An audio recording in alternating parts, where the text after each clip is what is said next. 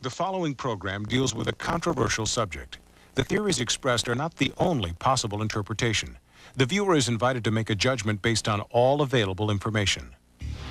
Tonight, on Sightings, Stonehenge, the pyramids, the Bermuda Triangle.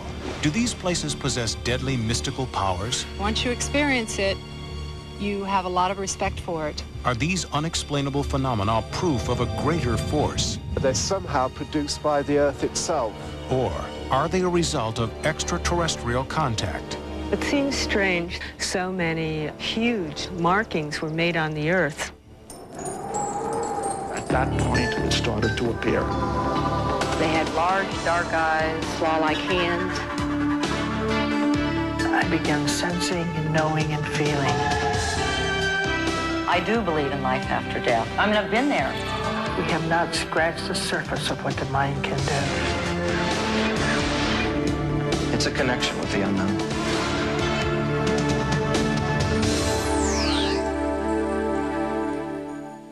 What is the purpose of immense stones carefully arranged on an English country plain?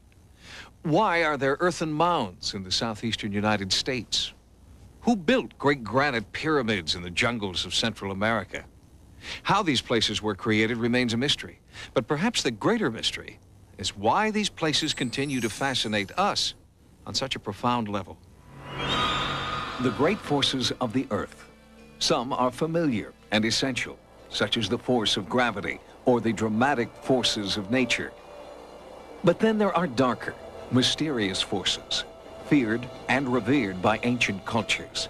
Strange energies that science is still at a loss to explain. The forces of the Earth are full of bizarre quirks that can cause destruction, even death. 25 degrees north latitude, 70 degrees west longitude, the center of one of the most mysterious places on Earth, a so-called energy vortex of destruction. It's called the Bermuda Triangle. For 500 years, since Christopher Columbus first wrote about seeing weird phenomena here, more than 1,000 ships and planes have disappeared without a trace. We have no evidence whatsoever that makes the region described as the Bermuda Triangle any more dangerous than any other set of waters in the world. But that wasn't the case for Flight 19. December 5th, 1945, 2 p.m. 5 Navy Avenger bombers leave Fort Lauderdale, Florida on a routine training mission. The pilots and crew are all experienced airmen. The day is clear and mild. But at 4 p.m., the Avengers begin sending out distress calls. Then, abruptly, the SOS calls stop. The crewmen are never heard from again. This missing squadron, known as Flight 19, becomes one of the greatest air mysteries of all time. 5 planes and 13 airmen vanish in the Bermuda Triangle. Did a sudden change in weather cause the disappearance of Flight 19? Did they run into a bizarre geomagnetic force field? Or was it pilot error? But pilot error in all 5 planes at the same time? Virtually impossible. Many theories have been proposed since 1945. The planes were abducted by UFOs, sucked into a parallel universe, or even fell victim to death rays from Atlantis. 45 years later, a startling development. In August 1991, a barnacle-encrusted Navy Avenger was recovered from the treacherous Bermuda Triangle. Does this bomber hold clues to the fate of Flight 19? When this Avenger broke the surface of the ocean, it was the most spectacular thing I'd ever seen in my life. It was like bringing a body out of the ocean. The mystery still lingers. We're still working on it today. A group called Project 19 is dedicated to solving the mystery. But retrieving the Navy plane also means they must work in the deadly Bermuda Triangle. There are forces out there. There is a sense of energy about you all the time. You don't know what's going to happen out there. And as the recovery team works to determine if this Avenger was part of Flight 19, other sailors and pilots who dare to venture into the Bermuda Triangle continue to be plagued by the frightening phenomena. I took the controls of the PBY about 2 hours out of Bermuda, and it really was a beautiful day. As I say, we could not see the wingtips of the airplane. It was like flying in a tube going through this stuff, and it never dawned on me I was in the Bermuda Triangle. On June 11th, 1986, Martin Caden and his wife Dee Dee were part of a flight commemorating the history of a PBY flying boat called the Catalina. The Cadens are both seasoned pilots with over 50 years of experience between them. On June 11th, Dee was at the controls. Suddenly, all the plane's instruments stopped functioning. The magnetic compass was spinning. It was totally useless. We had nothing from the outside world. We were in limbo. We believe there was a tremendous electromagnetic effect. We don't know for sure, but we had $2 million worth of the world's finest electronic instruments just completely crap out on us. Outside the window of the plane, it looked like you were flying an eggnog. It looked like flying through, like in a lemon meringue pie. You lose all reference to what's right, what's left, what's up, what's down, and many airplanes go into an uncontrolled spin and just come out of the sky and smash into the ocean. It was very sudden when we came out of it. And it was about an hour, maybe an hour and a half out of Jacksonville that it cleared up. And little by little, all the instruments began to come back online. The gyros stopped spinning, the magnetic compass settled down, and all the electronic devices came back in and were working perfectly. Martin and Dee Caden survived because of sheer luck. Perhaps, like the Cadens, Flight 19's instruments failed, but the pilot's luck ran out. If that's true, then what is the source of a force powerful enough to make technology useless? It's hard for science to go out there and document it and dissect it because it doesn't happen all the time. But boy, once you experience it, you have a lot of respect for it. It's dangerous. We feel the unpredictable forces of the Earth in the violent eruption of a volcano or a sudden high-magnitude earthquake. These events remind us of the tremendous energy smoldering just beneath our feet. Might this energy build to such an intensity that it could transform the entire Earth in an instant? It's 2 p.m. in Los Angeles, and you're stuck on the freeway. Just outside Omaha, it's 4 p.m., and you're finishing up the day's farm work.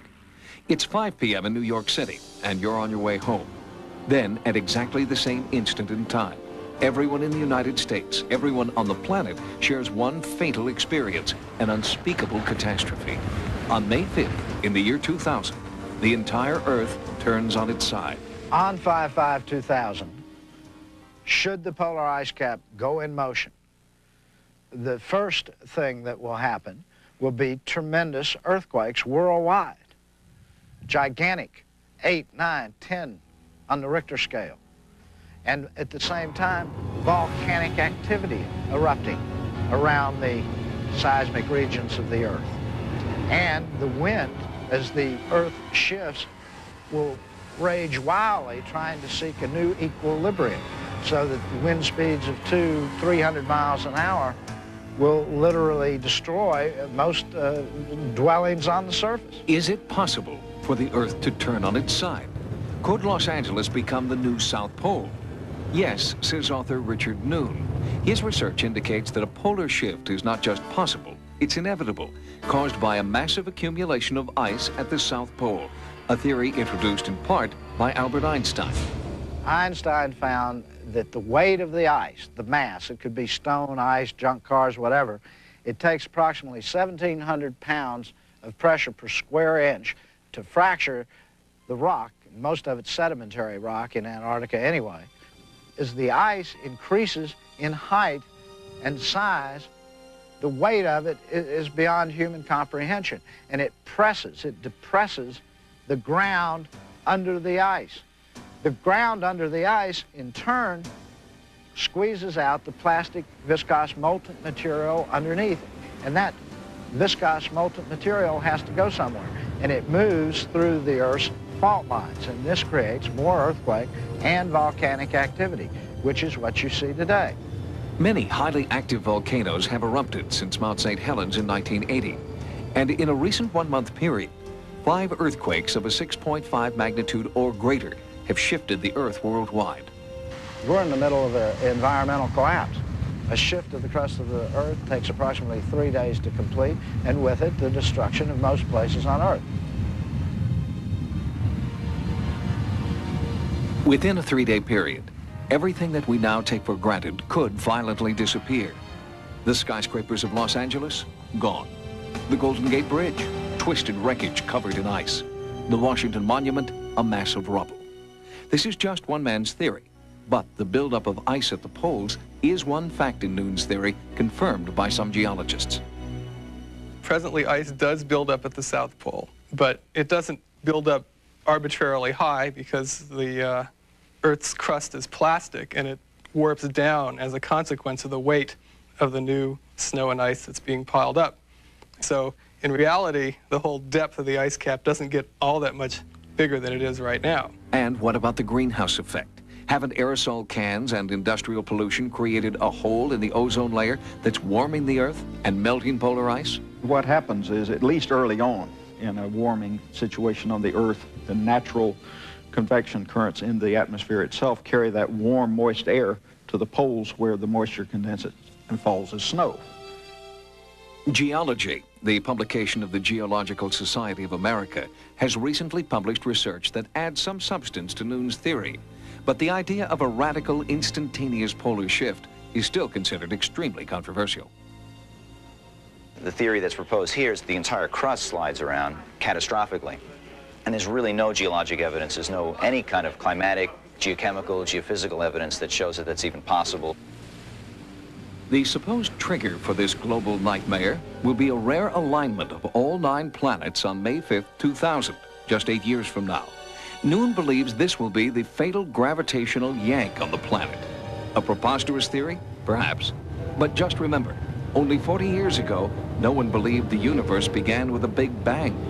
Today, it's scientific fact.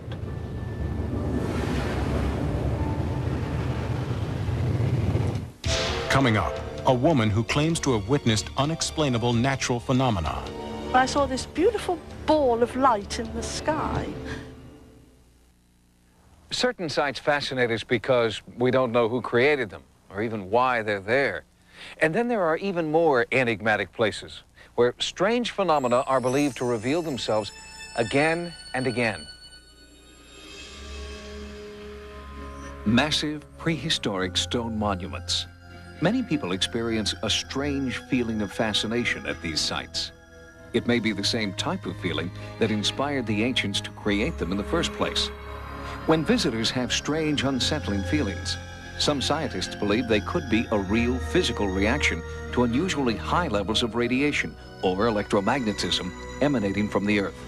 These places have been deliberately placed in these locations of great natural power and energy, and that all the stone circles in England and Wales that we've closely checked all occur either immediately alongside a geological fault line or in a very close proximity. And we find this sort of pattern throughout the world where we've been able to check it.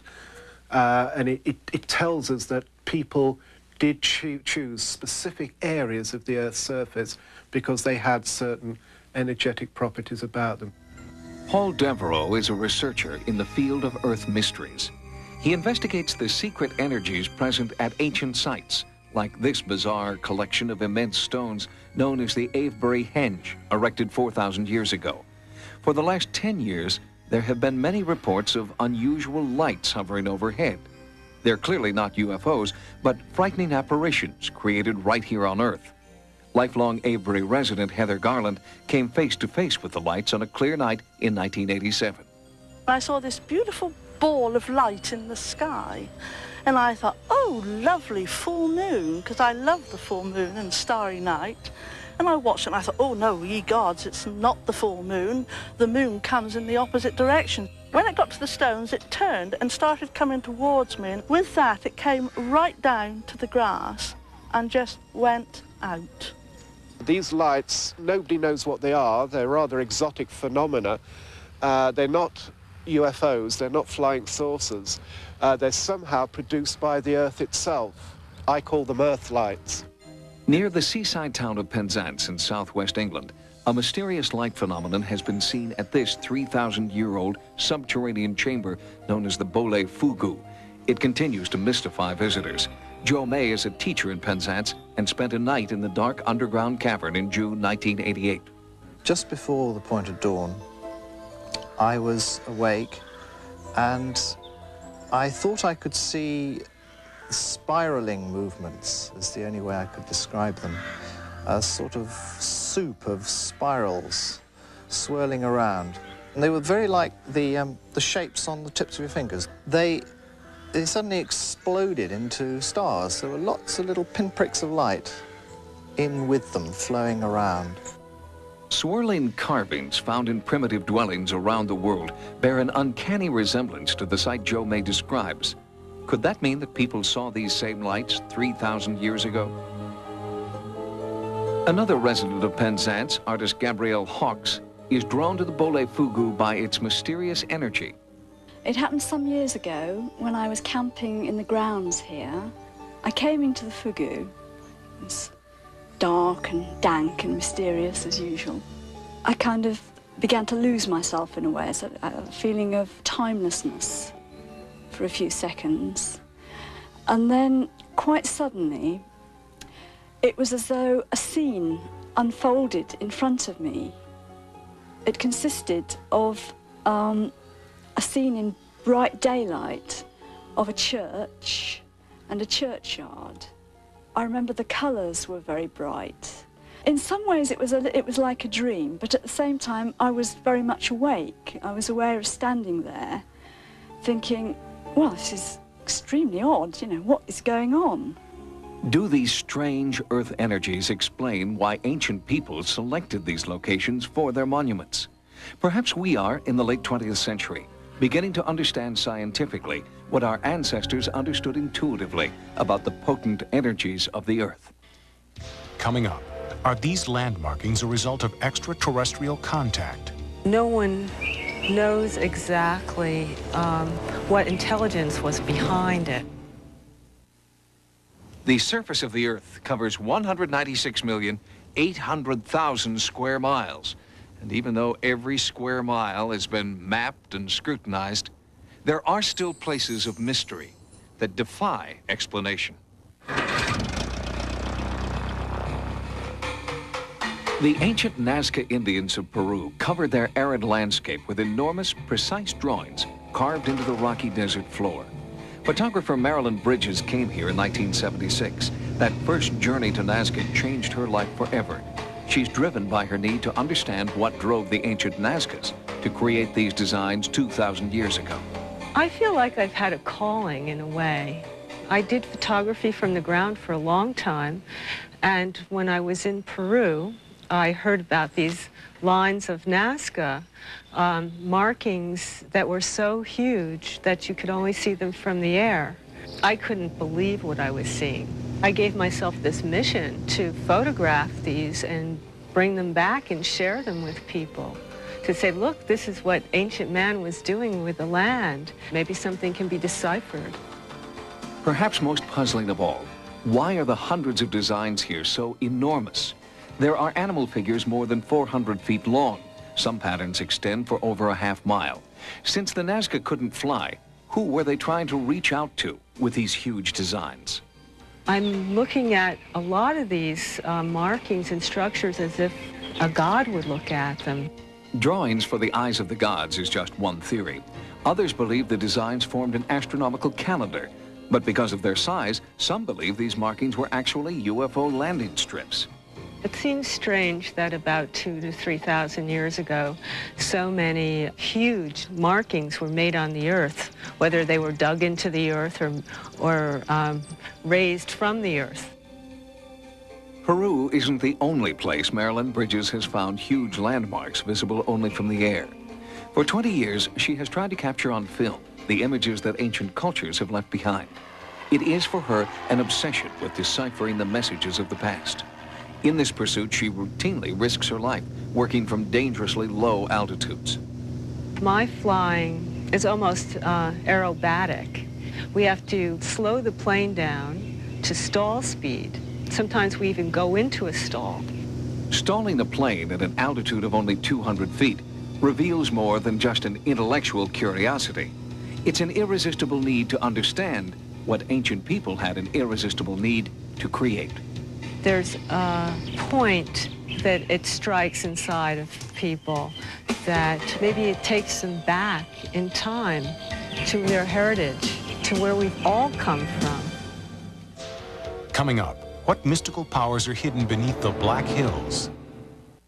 Our legends tell us that the Black Hills is the heart of our home, the home of our heart. For the Lakota Indians, the entire earth is revered. But only one place is truly sacred. They believe the Black Hills of South Dakota are the spiritual heart of the planet. As I have learned about the Black Hills from other tribes scattered throughout this land, throughout America, or what we call the Turtle Island, what they understand also is that that is a center. The Black Hills are a center. Modern culture has also been drawn to the Black Hills, but for reasons that are far from spiritual. Gold and uranium are mined here, and over 50 million visitors have marveled at its man-made wonders. The Black Hills booms like a heartbeat. We say it's the heartbeat of the earth. Once mining started heavily in the 1880s, coinciding with the time that we were forbidden to practice our religion. That booming got further and further and further apart. We're not, with respect to this entity, to this earth, to this mother who gives us everything. We say that if the heart cannot live, the earth can't live. And we believe that protecting the Black Hills has to do with all life, all of the children of the earth. When the Black Hills dies, the earth will die. A startling photograph taken from space, a God's eye view, so to speak, may prove the Lakota warning is right. The Black Hills are shaped like a human heart. Primitive cultures and religions worship the earth and man's connection to it. Perhaps by studying their mysterious monuments and seeking an understanding of Earth's unexplained forces, we'll rediscover our own connection to the planet. The distant past may be the key to protecting our immediate future. For Sightings, I'm Tim White. Good night. Next week on Sightings, a UFO investigation team using ultra-sensitive video and laser equipment hunts for UFOs over the California desert. The startling images on an all-new UFO report next week on Sightings. Tomorrow night, for the first time ever, you'll see recordings of convicted mobster John Gotti's secret mafia initiation ceremony, taped by the FBI. Hear the never-before-told story of the last Godfather, the John Gotti story, a one-hour special tomorrow after Cops. Now, stay tuned for Hidden Video.